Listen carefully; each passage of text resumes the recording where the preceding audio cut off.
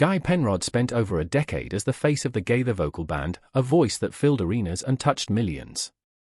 But behind that familiar baritone was a private family life most fans never saw clearly. Angie Clark, his wife, rarely stepped into the public conversation. So when she finally spoke, people listened differently. What did she say?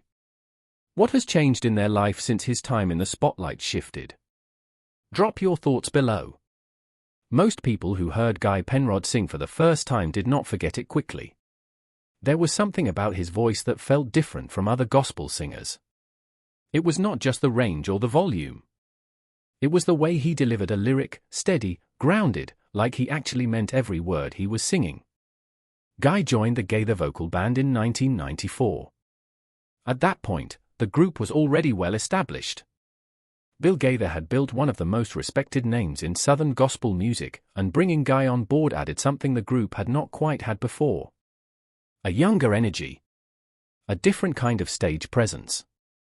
Guy was tall, with long hair and a look that stood out in a genre not always known for distinctive visuals. People noticed him immediately. Over the next several years, he became one of the most recognizable figures in gospel music. The Gaither homecoming concerts were massive events. They filled large venues across the United States and were recorded for video releases that sold millions of copies. Guy was front and center in many of those recordings. His solos drew strong responses from audiences. Songs like Redeemed became closely associated with his voice. But what most fans watching those videos did not know was how intentionally private he kept his personal life. He did not discuss his home situation in detail during interviews from that period. He would mention his family in passing, warmly, but briefly. The focus was always on the music and the ministry. According to various interviews over the years, Guy and Angie had made a clear decision early on about how much of their family life would be shared publicly. They had 10 children together. 10. That number alone stopped people when they heard it. In a world where large families had become unusual, especially among public figures, the Penrods stood apart. The children were homeschooled. The family lived in Tennessee, away from the entertainment centers where many artists based themselves. These were not accidental details. They reflected choices that Guy and Angie had talked through and agreed on together. The career was real. The calling was real. But so was the decision to build a home life that operated on its own terms. What audiences saw on stage, the confident performer, the strong voice, the man who seemed completely at ease in front of thousands, was genuine. But it was one layer of a person whose daily life looked very different from what the stage suggested. That gap between public image and private reality is something Angie would eventually speak to directly. Did you grow up listening to Guy Penrod? What song of his stayed with you the longest? Tell us in the comments, the answers might surprise you. While Guy was traveling and performing, Angie was home. That is not a simplified version of events, it is just the accurate one. Managing a household with 10 children is not a background role. It is a full-time responsibility that requires a specific kind of person to handle well. Angie Clark was not someone who appeared in fan magazines or gave interviews to gospel music publications. During Guy's most visible years with the Gaither band, her public footprint was almost non-existent. Fans who followed Guy closely might have seen her briefly at events or noticed her mentioned in passing, but she was not a presence in the media conversation around his career. That silence was sometimes misread. Some people assumed it meant she was simply not interested in being seen. Others thought it meant she was entirely removed from the professional side of his life. Neither reading was accurate, according to people who knew the family during those years. Those close to the couple described Angie as someone with clear views and strong opinions, just not someone who felt the need to express them publicly. She was described in various accounts as organized, thoughtful, and deeply involved in how the family operated day to day. The decisions about where the children were educated, how the household ran, what values were prioritized, those were not made by one person. They were joint decisions, and Angie's voice carried weight in all of them. When she did begin speaking more openly in later years, through personal interviews and occasional public appearances, the tone was immediately noticeable. She was not performing for an audience. She was not crafting a public image. She spoke the way someone speaks when they have thought carefully about what they want to say and have no particular reason to say anything other than what is true. She talked about the logistics of raising a large family while a spouse traveled frequently. She addressed the emotional rhythms of that kind of life, the stretches of time when she was the only parent present, the adjustments that had to happen when Guy came home, the way the children experienced his absence and his presence. These were not complaints. They were observations from someone who had lived through something real and wanted to describe it honestly. What came through clearly was that Angie had her own story. It ran alongside Guy's but was not the same story. She had formed her own understanding of what their life had been and what it was becoming. That perspective, once shared, gave longtime fans a different way of seeing a family they thought they already understood. Guy Penrod's departure from the Gaither vocal band in 2008 was not announced with a great deal of public explanation. He stepped back. The group continued.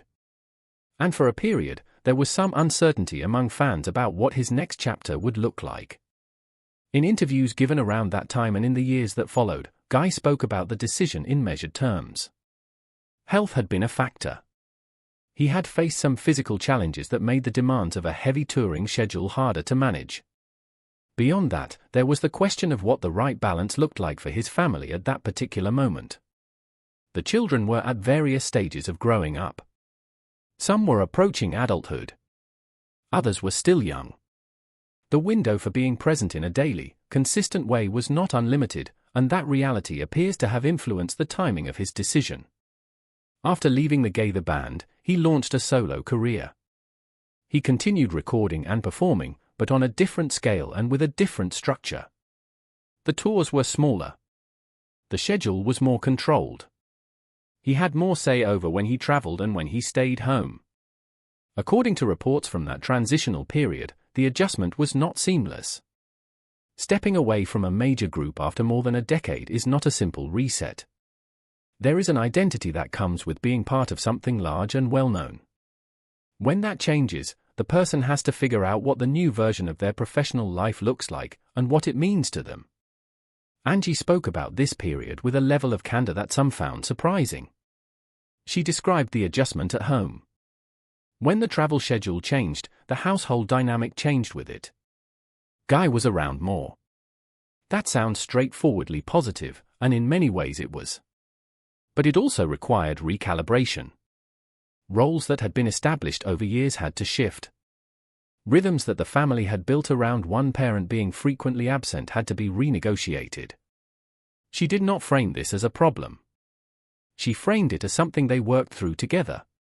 But the fact that she named it at all, that she acknowledged the transition required actual effort, was the kind of honesty that resonated with people who had experienced something similar in their own lives. The solo career that followed turned out to be more sustainable than some had predicted. Guy continued releasing music that found an audience. He remained active in gospel and Christian music circles. The name still carried weight. But the pace of life had genuinely changed, and that change rippled through every part of how the family operated.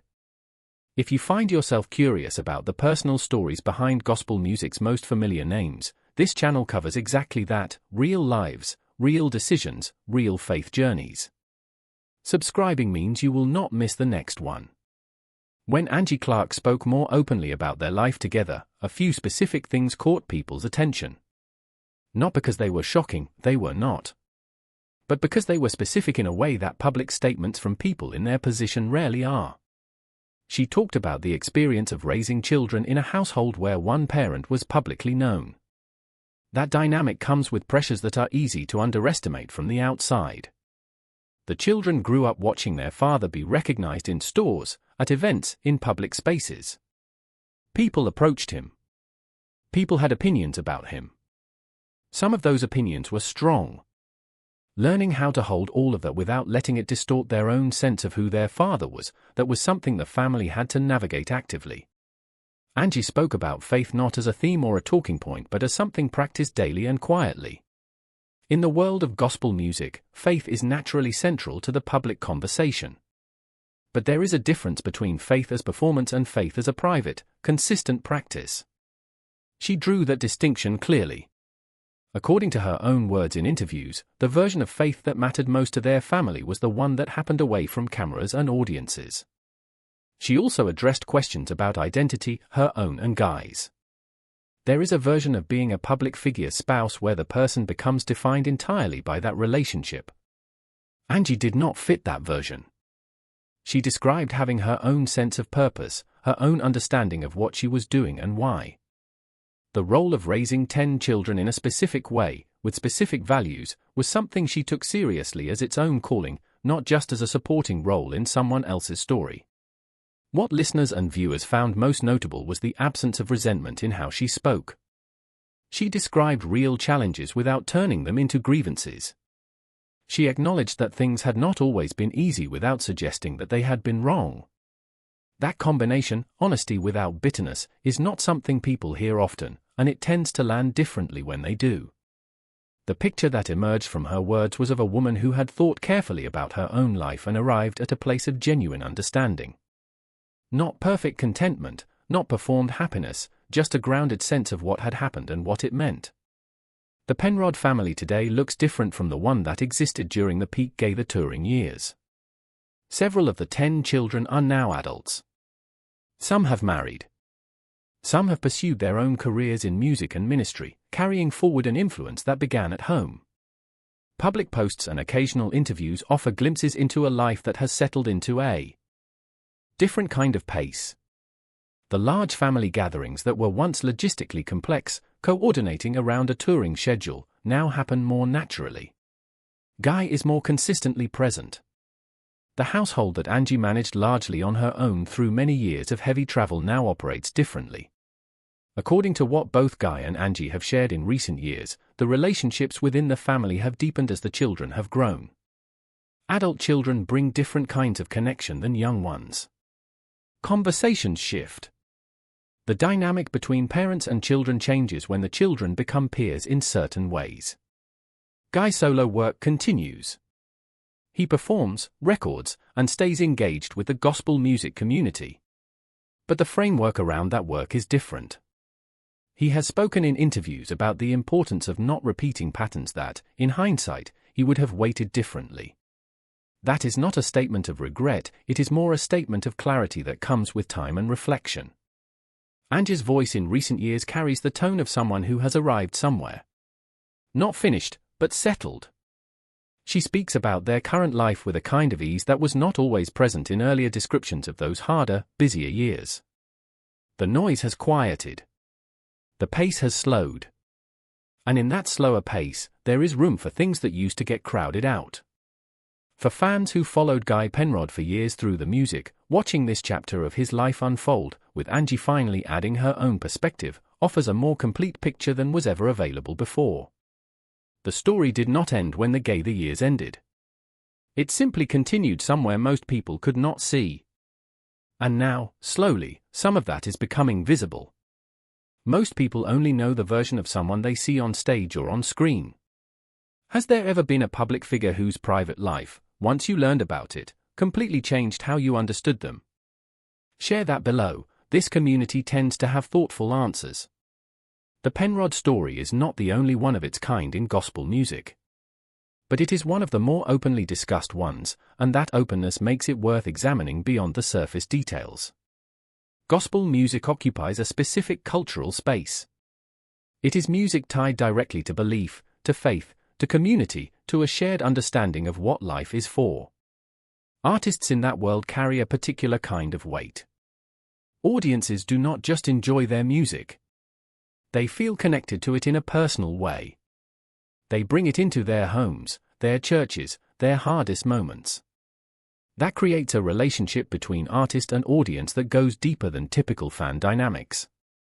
Because of that relationship, people in gospel music are often held to standards that blend professional output with personal character. The assumption, sometimes reasonable, sometimes not, is that the life being sung about is also the life being lived. When something happens that complicates that picture, the audience feels it differently than they would for an artist in another genre. Angie's decision to speak more openly did not happen in a vacuum. It happened in a context where fans had been following her husband's life and career for decades. When she added her perspective, she was not just filling in details. She was adjusting the frame through which people understood a story they thought they knew. What she revealed was not scandal. There was no dramatic reversal of image. What she offered was texture, the kind of detail that makes a story feel real rather than curated. The ordinary difficulties of a large family. The emotional adjustments of a career transition. The daily work of keeping faith as a practice rather than a performance. In a media environment that rewards confession and conflict, that kind of quiet honesty is easy to overlook. But it tends to stay with people longer than the dramatic versions of the same story. According to audience responses across platforms where these interviews were shared, the reaction was consistently one of respect for both Guy and Angie, but particularly for Angie's willingness to speak plainly about something she had lived through without needing it to sound more interesting than it was. That is, in its own way, a form of integrity. And in the world of gospel music, integrity still matters to the people paying attention. If this story made you think about the lives behind familiar gospel names, the next video on this channel goes deeper into another artist whose personal journey looked very different from what audiences assumed. It is already uploaded, and worth your time.